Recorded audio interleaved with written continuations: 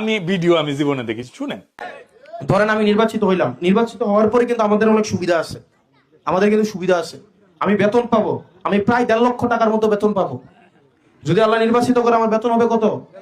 প্রায় 1.5 লক্ষ টাকা, 91-90 হাজার টাকা বেতন, বাসা ভাড়া, এটা সেটা, ঢাকা শহরে একটা বড় ফ্ল্যাট দিব। এগুলা কার কার কার টাকায়? জনগণের টাকায় না? এরপরে আরো সুবিধা দিবে। সুবিধা হচ্ছে এই যে গাড়ির, রাস্তায় গাড়ি আছে না, এই গাড়ির দাম ধরেন এটা 10 লাখ 12 লাখ টাকা, কিন্তু আপনি কিনতে যান এই গাড়ির দাম 50 লাখ টাকা, কারণ আপনাকে ট্যাক্স দিতে হয়। কি দিতে হয়? ট্যাক্স।